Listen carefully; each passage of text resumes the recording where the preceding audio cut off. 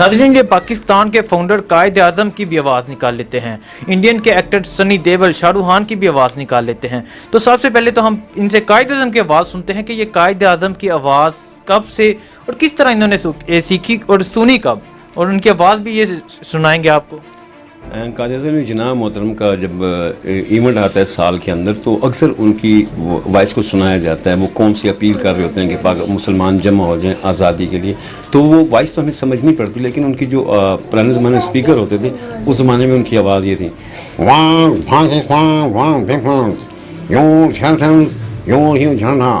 हिंदुस्तान से Pakistan, land Pakistan continent on your people. ये चाहता है उसकी आवाज़ है। कभी आप गौर से उन खबरों के अंदर उनकी थोड़ी सी वॉइस को सुना जाए तो ये कायद आज़म की वॉइस है। ठीक है, और सनी देओल की भी आवाज़ निकाल लेते हैं, तो वो भी सुनाएं। सनी देओल का सबसे अच्छा एक जुमला मुझे याद है कि फिल्मी जुमला तो मैं नहीं कह सकता, एजुकेशन के ऊपर उसने बड़ा प्यारा जुमला कहा है, और उसने पूरी दुनिया की कौम के लिए, फनकार जो होता है वो किसी मुल्क का नहीं होता, वो पूरी कौम का होता है, वो हर सरहद का मालिक है, वो हर मुल्क का मालिक है, क्योंकि उसकी आवाज़ या उसकी वीडियो जो होती है पूरी दुनिया में जाती है। तो उस तरीके से बलादर हैं हम सब जितने फ़नकार हैं, चाहे वो शाहरुख खान है कोई भी है। लेकिन शाहरुख खान पे मुझे ये दुख हुआ कि उसने अभी मोदी के कहने पे पाकिस्तान की फ़ौज को और कश्मीर को और इमरान ख़ान को उसने जो तंज किया है, तो उस पर मुझे बहुत दुख लगा कि टीवी चाहे तो एक लाइव प्रोग्राम कर लें, तो शाहरुख खान बैठ जाते, हम बैठ जाते हैं। तो वो रीज़न में ये क्या बता सके कि एक मुसलमान के नाते उसने मोदी की तरह सैरदारी क्यों ली। तो सनी देओल ने फिर क्या पैगाम दिया? तो सपना में भी पढ़ लिख कर नाकाम रहेगा खान, अरे तेरी कलम में सच्चाई होती तो कभी मोदी से नहीं डरता। अरे तू वही खान है कि जब तेरे घर से हिंदुस्तान से निकाल देते हैं और कभी होटल में तुझे जगह नहीं मिलती। अरे हम तो फिर भी हिंदुस्तानी होकर भी तेरी तरफ खड़े होते हैं। अरे तू मुसलमान हो के मुसलमान के खिलाफ मुखालफत बात करता है। अरे ये तेरी कलम जेब नहीं देती। अरे कलम की एक बूंद से वतन बन जाते हैं और तेरी कलम की बूंद से आग निकल रही है। अरे मुसलमान के नाते जब मरेगा तो दफनाया जाएगा तो हिंदुस्तान में। अरे हिंदुस्तान ने आज तक तुझे छत छुपाने के लिए नहीं दी। अरे रहता है तो अपनी बीवी की वजह से हिंदुस्तान में। अरे एक हिंदू लड़की के कहने पे अरे मुसलमानों की मुखालफत करता है। अरे तेरे कलमे की ताकत कहाँ गई और तेरे ईमान की ताकत कहाँ गई? अरे दौलत ही बचानी है तो फिर आओ देवल की तरफ कि आज तक हिंदुस्तान के ख़िलाफ़ भी बात करता है तो सामने। अरे ज़िंदगी में कहता है कि मज़दूर के बारे में बात करता है तो सामने। इसीलिए कहते हैं कि मज़हब से बढ़ के इंसानियत होनी चाहिए, वो हमारे फ़नकारों में बहुत कम है। अस्सलाम वालेकुम नाज़रीन, आज मैं मिलाता हूँ आपको एक ऐसे शख्स से जो हर तरह की आवाज़ निकाल लेता है, हर एक्टर की, हर स्टार की आवाज़ निकाल लेते हैं। तो आइए इनसे पूछते हैं ये कब से कर रहे हैं ये काम। अस्सलाम वालेकुम। वालेकुम सलाम। अच्छा, ये आप कब से कर रहे हैं?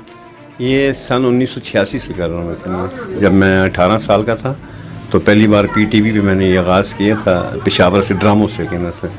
तो फिर नीलाम घर में तारक अजीज़ की आवाज़ मैंने पेश की थी सन 1991 में कहना, कराची से कहना। उसके बाद फिर मैं ऑडियो कैसेट बनाई मैंने कराची शहर से, वॉल्यूम 1 शाहरुख खान के नाम पे।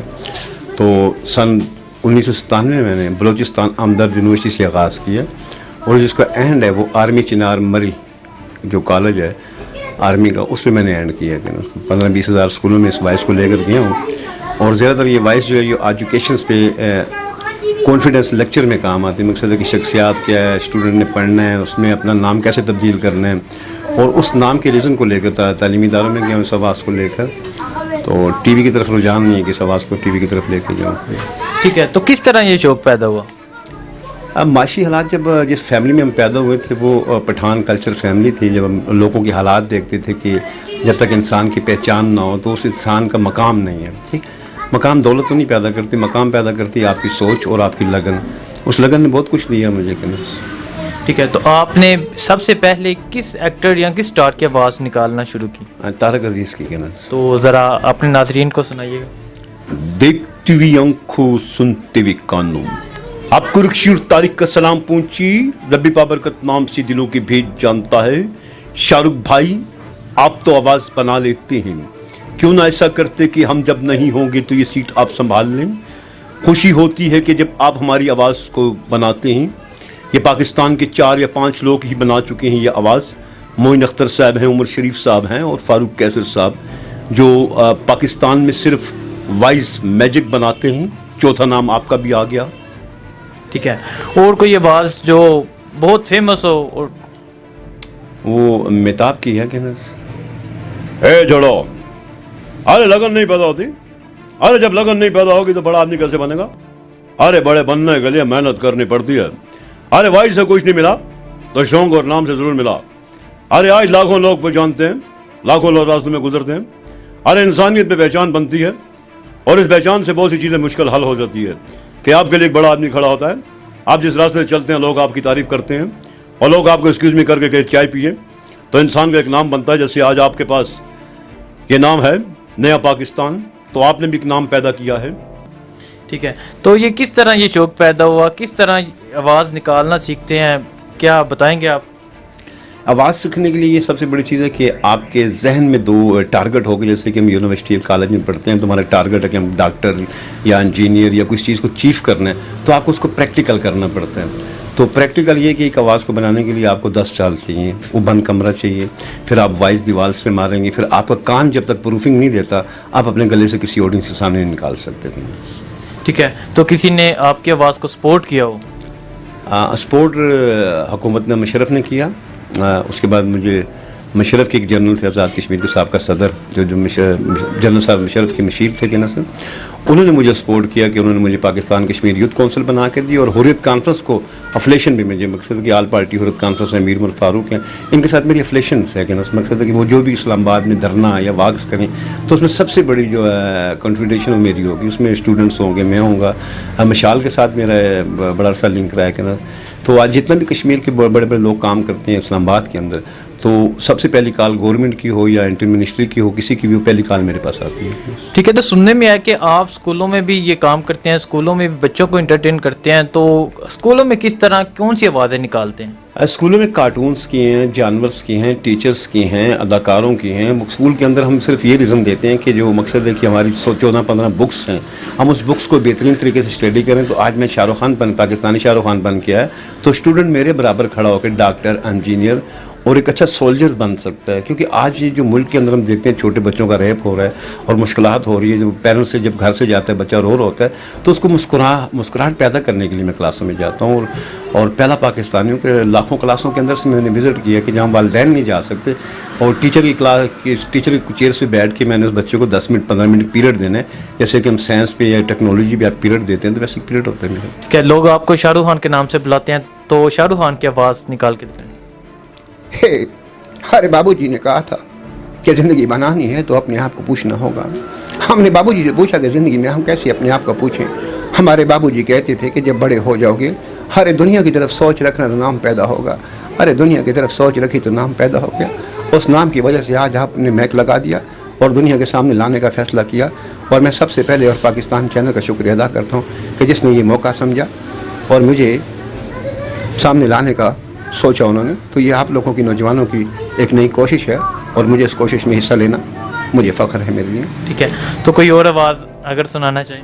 میتھن کی ہے, وہ مجھے بڑی پیاری لگتی ہے. میتھن بڑے پیار سے طریقے سے اسٹائل سے بولتے ہیں, تو تھوڑا سا مودی کی طرف چلے جاتے ہیں کہ میتھن کیا کہتے ہیں ان کے بارے میں. ارے کیا زندگی میں, ارے رام رام کرتا ہے, بغل میں چھری رکھتا ہے, ارے آنکھوں سے اندھا ہے اور زبان سے گونگا اور ٹانگوں سے معذور اور کان سے بہرا ہے. ارے ساری زندگی جلتا رہا ہے, ارے جب جلے گا کھٹیا پہ تو تیری چنتا بھی نہیں ملے گی. ارے مسلمان تو پھر 4 کاندوں میں چلا جائے گا.